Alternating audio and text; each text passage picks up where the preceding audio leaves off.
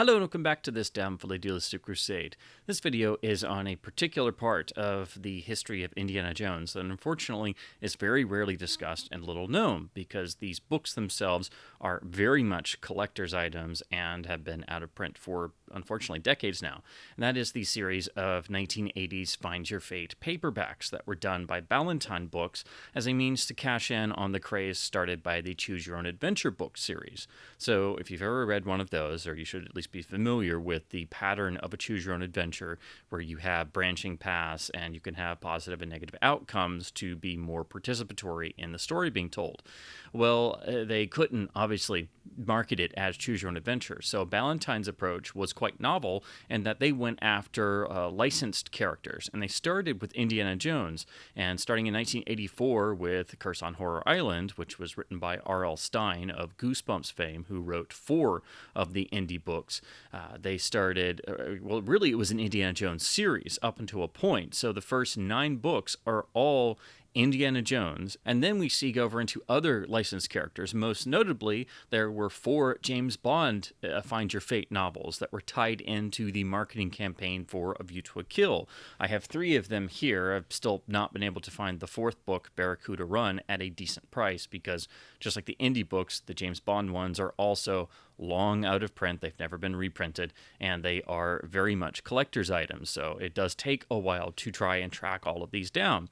Eventually, they came back to Indy, and the last 2 books of the series are also Indiana Jones. So there are 11 Indiana Jones Find Your Fate books out of the overall 17.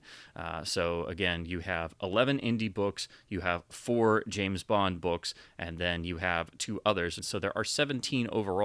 And if you try to collect all of these, it will take you quite some time to find them all in decent condition and also not paying an arm and a leg, particularly for the later volumes because they printed less of them and they seem to be much more scarce than the first couple of them.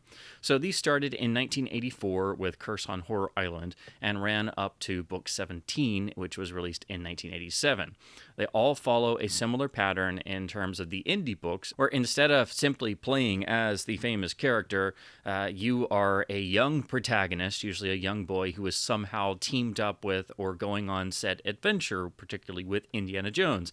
And then, of course, you have to think about things like child endangerment. So there is a little bit of a fun factor in reading these because you have a kid being thrown into these scenarios. But with Indy, it's very much just imagining another character like Short Round tagging along with Indy. But you do have to keep that in mind that constantly it's like, all right, kid, what do you want to do? And it's like, well, Indy, shouldn't you be leading the charge?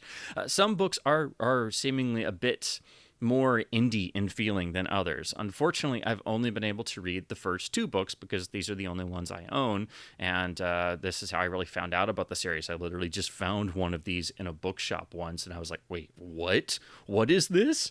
And then eventually I found a mention of there were James Bond ones, and then finally found one of these, and then that just furthered my quest to find more of these things. Now, with these books, it is the same pattern you get in the Choose Your Own Adventure books. You get to certain points where there's a path choice and you have to turn to the specified page number depending on what your choice is. Now, where these books differ, besides using licensed characters, is some of the path choices in terms of how you choose them. In some books, it's just like the others where you actually make the choice, but then some of these are randomized. So in Curse on Horror Island, for example, you actually get to points where it says, oh, if you're reading this book on this day of the week, turn to page 56, and then if you're reading it on a Sunday, turn to page 72, and it's like, wait a minute. And there's another one where it's like literally flip a coin. So there is a randomness element that's introduced into some of these, which does, change the experience a little bit and at least make it a little fresher, but it also it's not as good, obviously, as having your own choice, and if you make the wrong choice, then you goofed and you go back.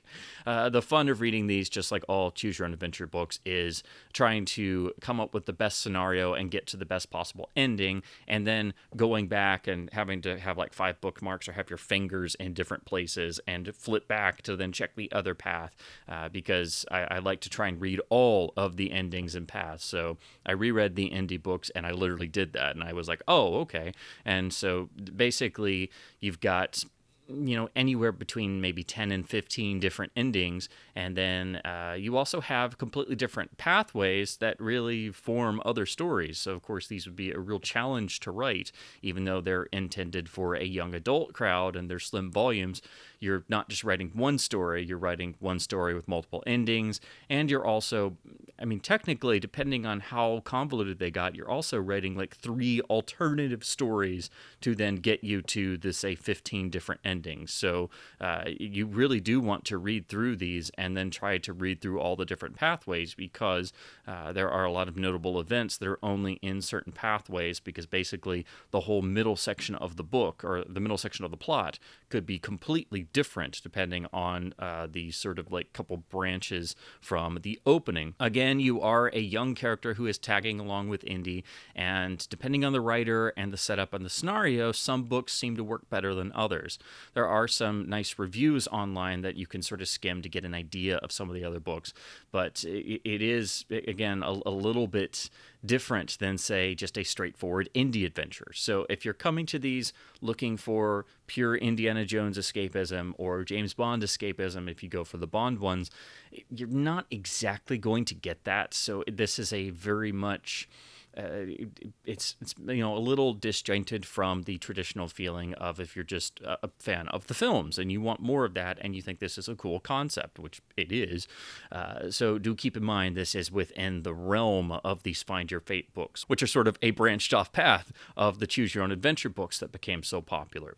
The real draw to these is the fact that they're using these licensed characters. So if you manage to find one of these, depending on, again, who wrote it and how closely it aligns to the original characters, your results may vary, essentially, in terms of the effectiveness of these.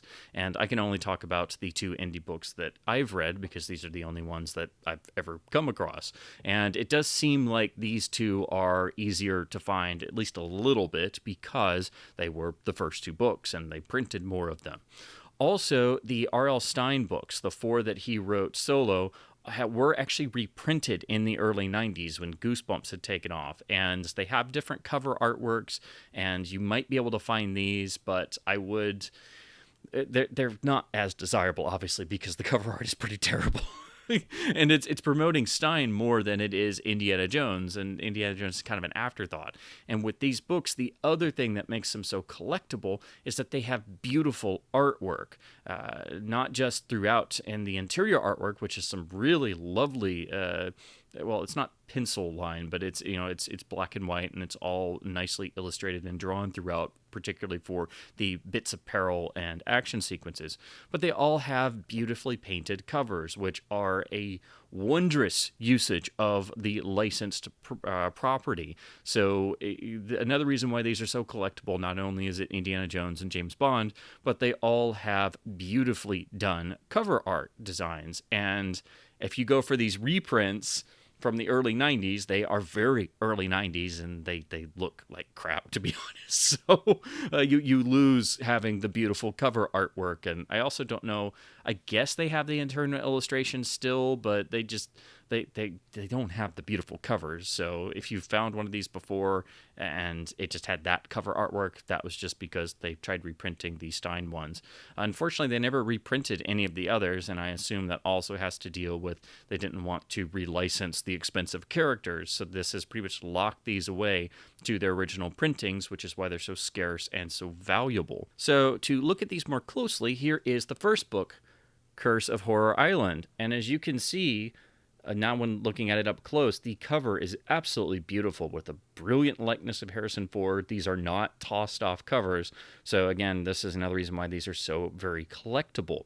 Now, the artwork for the cover and the interior was all done by David B. Mattingly, who should be familiar to a lot of readers of various young adult series, but he really achieved some remarkable results with these. I'm not sure if he did all of them, but I think he seems to have. But again, I've only read the first 2, which he did the art of. They all carry the same design, so they all have matching spines, and they give you the basic setup. And as you can see, they all revolve around somehow Indy getting tied up with this kid who then goes on this adventure, and it's nothing but pure child endangerment throughout. This one is very much, it is a pulpy adventure, but like what I've seen with a lot of the different reviews of the Indy books, again, beautiful artwork. The not all the volumes really give you the Indiana Jones feel, and the character sometimes just seems like a random adult who's tied up with this kid. And I must admit that in this one, that is the kind of feeling that I get. It doesn't quite have the Indy flavor throughout, but it makes up for it by being nonstop thrills and a pulpy adventure. Now, this book also has some of the random choice elements that I mentioned earlier, so this does actually have, in addition to the usual branching paths, it does have moments where it literally asks you to flip a coin to make your path choice, or there's one where it literally says if you're reading this on a Tuesday, Thursday, or Saturday, go here. If you're reading on another day of the week, go to page 62. There are some definite random moments, and to be honest, reading these, it does feel a little cheap because it removes the choice from the actual reader, but it does at least make things a little bit different and gives you that randomness of chance factor. Now, this book does have some nice moments of peril. It has moments where you die. So this is one of those series where, if you make the wrong choice, you just plain die, or you're a kid and you get yourself and Indiana Jones killed. So, yeah, if you're a big Indy fan and you don't want to kill Indy, you have to be very careful in the choices you make. Again, this is a book for children that features all kinds of peril and deaths and wonderful pulpy deaths as you find yourself on this island, and even have battles with crocodiles. This is the beautiful 2-page spread, full illustration by Mattingly. So you find these tucked throughout the book, but this is, I think, the most dramatic of them. And then you even get full page spreads. So they are not just tossed off. They are really lovingly done. And to be honest, the most Indy experience you get from this particular book, I think, actually comes more from the illustrations feeling more Indiana Jones than the characterization in the text. But this is still a fun read. But reading this and reading some of the reviews of the other volumes in the series, it becomes apparent that there is a sort of feeling that most of these, if they didn't have Indiana Jones on the title and they didn't have the beautiful covers, it would just be another in the sort of offshoots of the popularity of the Choose Your Own Adventure series. So your results may vary if you find some of these volumes and you're looking for that Indy experience. Don't always get that. However, when you come to book 2, which is Indiana Jones and the Lost Treasure of Sheba, this one actually does feel very much like Indy. This one, I think, has Indy's character fully on display. This volume was written by Rose Estes, who wrote a number of course, young adult books around this time period. She also wrote a similar book when Random House tried their hand at these. There were some they did for the iconic Three Investigators series. So, and she wrote one of those, which I remember reading as a kid. And here, just like that one, she absolutely nails the characterization of Indiana Jones and the whole reasoning for a kid being tied up on an adventure with Indy, I think, is better defined. It has a good plot set up, and it's all because the enemy forces are actually fascist in this book. And I assume they're intended to be Italian, because there's a lot of Italian spoken in this book. They kidnap the character's father that you play as, who is not only into archaeology, but he's also a scientist, and there's a weapon that he has invented and can be powered. Essentially, he invents a laser that can then be powered by the gems and diamonds of the Lost Treasure of Sheba. So there's a dual reason for trying to attain the objective, and there's a perfect reason for the kid to tag along, and the kid character you play as actually has skills that he can use in the adventure, and Indy kind of has to begrudgingly acknowledge that and keep him safe at the same time.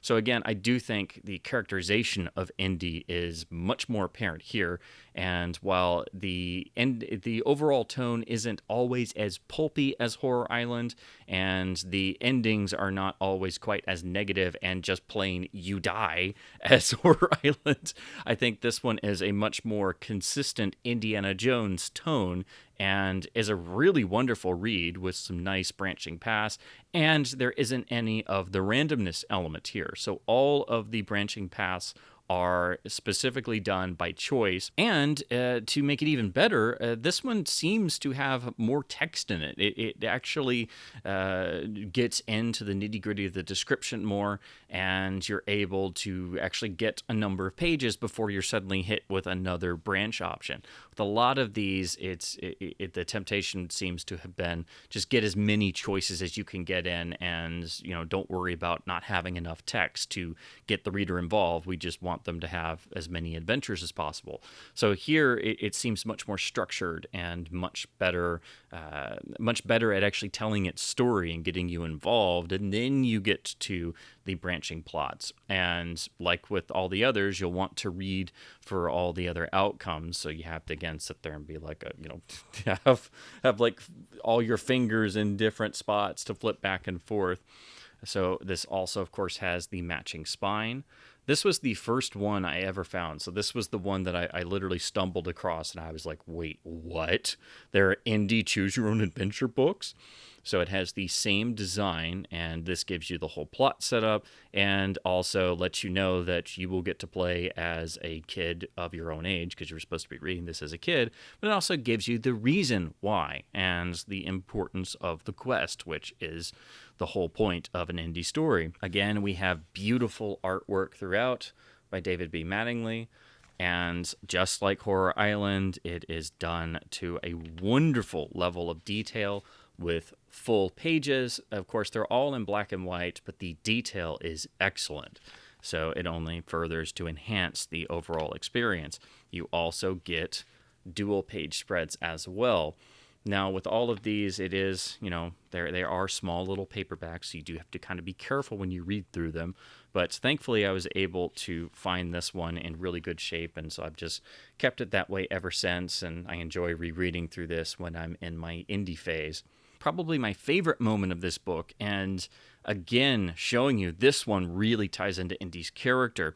Now, the time period of when these are set is a little vague, so it's supposed to take place somewhere around the films, but this one actually makes references to things that Indy would do and his character. And so in this volume, we actually have Indy and Kid come to a giant rope bridge. So this very much figures into what we see in Temple of Doom, but it does something different, while placing Indy on a rope bridge.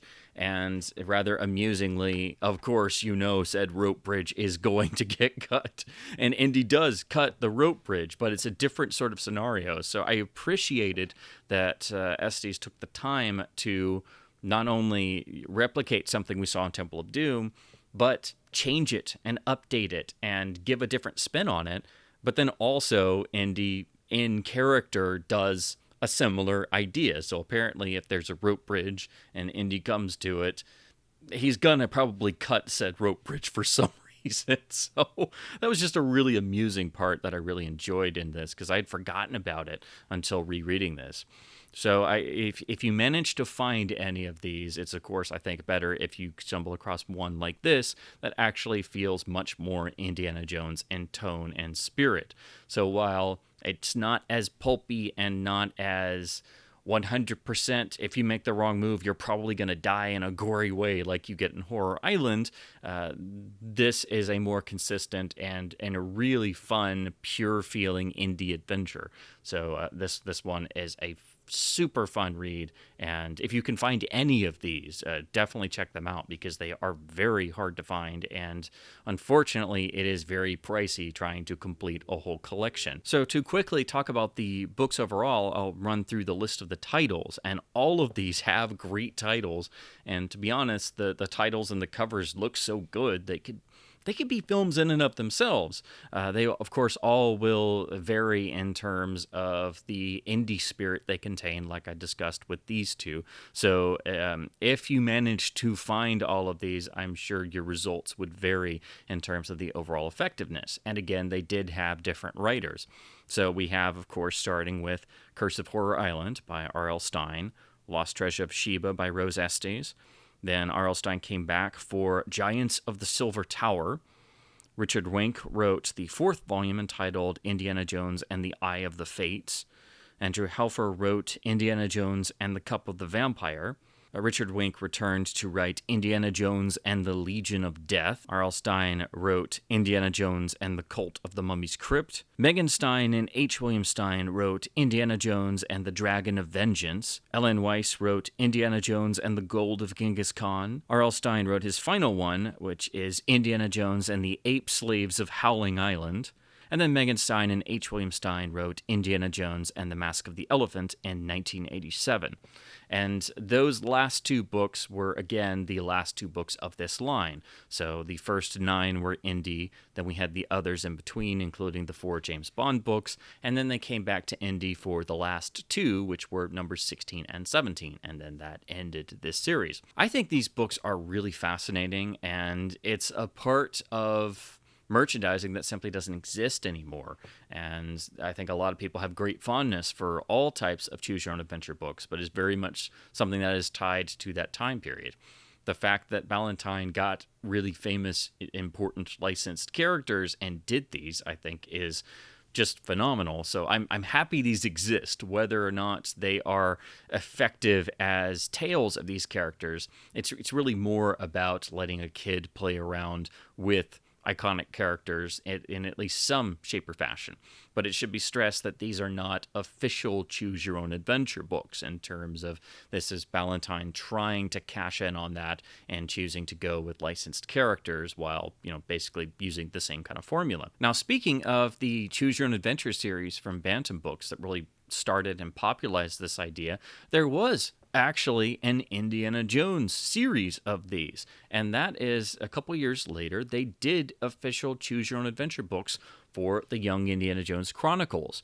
Now, this is just the one I have. They did, I believe, 8 of these, and they were all based on individual episodes. And so some are from the slightly older Sean Patrick Flannery Indy, and then you also had ones based on the young Indy, or in terms of the actual younger Indy in the Young Indiana Jones Chronicles.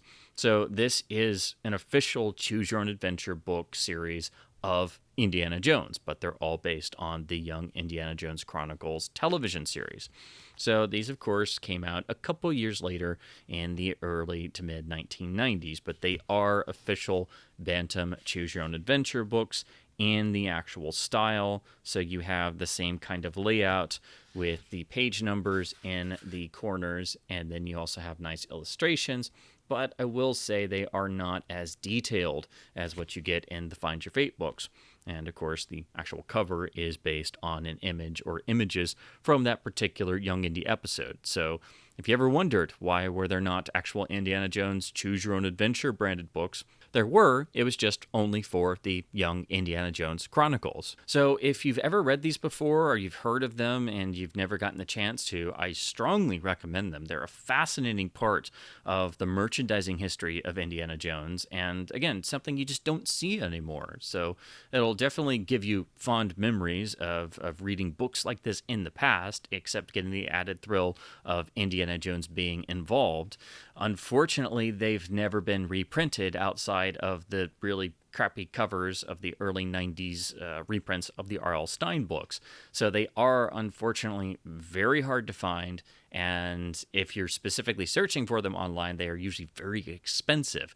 So if you're like me, you're going to look on eBay and see some absurd prices for particularly the later ones, which are also, as I said before, extremely harder to find than the earlier printings. So those last two in particular, 16 and 17, seem to be the ones that are the hardest to find. And if you find a collection, they are usually going for quite a bit. So it is very difficult to track these down, and I don't think anyone's ever archived these or tried to reprint them or anything. So you do have to go and find the physical original copy and try to find one in decent shape, because usually these have been really picked through, and because of the nature of the books, usually the spines are shot. So I hope to someday find the rest of these, even if just to have for the amazing covers, which again makes them more collectible. So do keep an eye out in bookshops, because I have seen some of these pop up, but it's always the first two books, so and which I already have. So I've not yet found